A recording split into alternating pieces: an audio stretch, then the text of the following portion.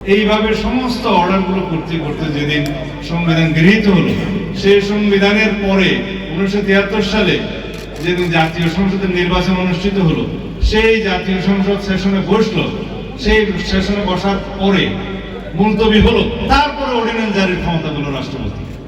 তার আগ পর্যন্ত তো অর্ডার করে দিয়েছে, সংবিধান গৃহীত হওয়ার পরেও অর্ডার নির্দিষ্ট হয়েছে। সুতরাং অর্ডারের জমানা তো তখন শেষ। 1973-তে অর্ডারের জমানা শেষ। এখন কিভাবে রাষ্ট্রপতি অর্ডার জারি করলেন? আমরা তখন প্রশ্ন তুলেছিলাম। আমি বলেছিলাম, আমরা এই সমস্ত আরোপিত ইম্পোস্ট জবরদস্তি কোনো আদেশের বলে সার্বভৌম জাতীয় সংসদের কোনো ক্ষমতা খর্ব হতে দেব না। কারণ জাতীয় সংসদের যে নির্বাচন, সেটা সাংবিধানিক নির্বাচন। প্রধান নির্বাচন কমিশনার এবং অন্যান্য নির্বাচন কমিশনদের নির্বাচন কমিশনের এখতিয়ার হলো দুটা, একটা রাষ্ট্রপতির নির্বাচন আর একটা জাতীয় সংসদের নির্বাচন। সুতরাং সাংবিধানিকভাবে সেই নির্বাচন অনুষ্ঠিত হয়েছে। সেই নির্বাচনে আর্টিকেল 7 অনুসারে যে জনগণের, যে রাষ্ট্র সমস্ত ক্ষমতার মালিক, সেই জনগণ সার্বভৌম ক্ষমতা তাদেরকে তাদের ম্যান্ডেটের মাধ্যমে নির্বাচিত করেছে।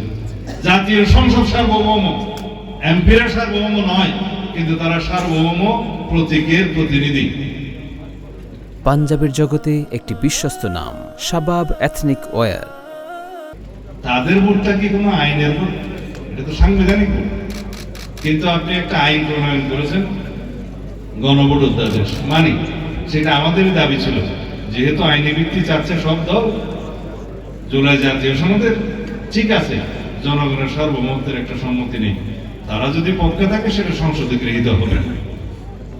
সুতরাং এই গণভোটের ভিত্তিতে যে ভোট, গণভোট, সেটা আইনের ভোট, সাংবিধানিক ক্ষমতার বাইরে তো। আইনের ভিত্তিতে যে ভোট, তার মর্যাদা হচ্ছে সাংবিধানিক ভোটের পরে। সুতরাং আগে সংসদে আসেন, তারপর আইনের ভিত্তিতে যে গণভোটের ম্যান্ডেট হয়েছে সেটার মূল্যায়ন আমরা করব, সম্মান করব। কিন্তু যতটুকু রাজনৈতিক সমঝোতার দলিল হিসাবে জুলাই জাতীয় সনদে স্বাক্ষরিত হয়েছে, গৃহীত হয়েছে ঐক্যমতের মাধ্যমে।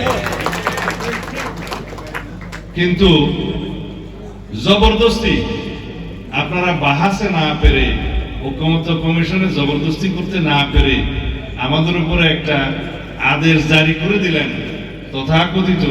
সেই আদেশে বললেন, এই আদেশে বলা হচ্ছে 100 সিটের উচ্চকক্ষ হবে, এই আদেশে বলা হচ্ছে সেই উচ্চকক্ষের সংবিধানের সংশোধনে নিয়ে যেতে হবে এবং সেটা ভোটের অনুপাতে হবে। সেই সমস্ত তো আমাদের হয়নি।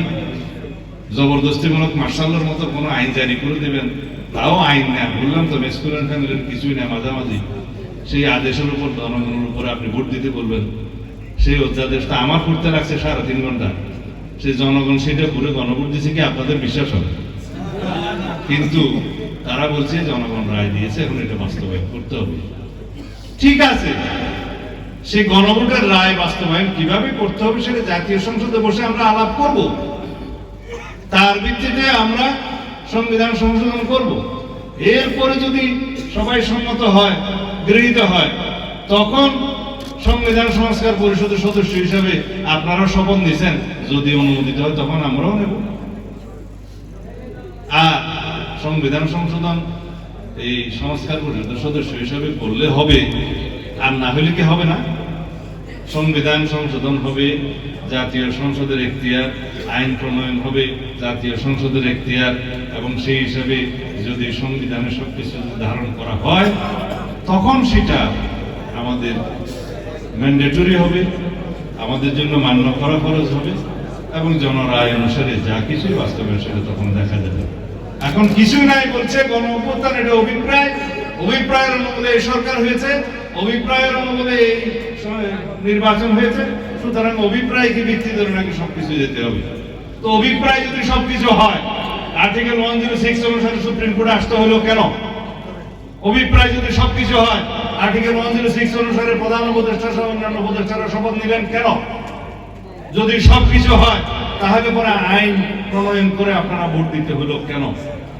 যদি বলা হয় সংবিধান অনুসারে 3 মাসের মধ্যে হাসিনা যাওয়ার পরে নির্বাচন হওয়ার কথা, নির্বাচন হইল না কেন? এই না হওয়ার জন্য তো 106 গেছে। সেই এক্সেপশনাল পজিশনের জন্য, ডক্ট্রিন অফ নেসেসিটির জন্য 106 এর কাছে যেতে হয়েছে, সুপ্রিম কোর্টের কাছে যেতে হয়েছে। এখন কেউ কেউ বলে যে 106 অনুসারে সরকার তো গঠিত হয়েছে, কিন্তু সংবিধানের অনেক কিছু, অনেক বিধান নাকি অ্যাব্রোগেটেড হয়েছে। সংবিধানের অনেক বিধান অ্যাব্রোগেটেড হবে জেনেই তো 106 এ যাওয়া হয়েছে, আর কোনো উপায় না হবে। আদারওয়াইজ দিল্লি থেকে শেখ হাসিনা দস্তখত নিয়েই তো এই সমস্ত করতে হতো।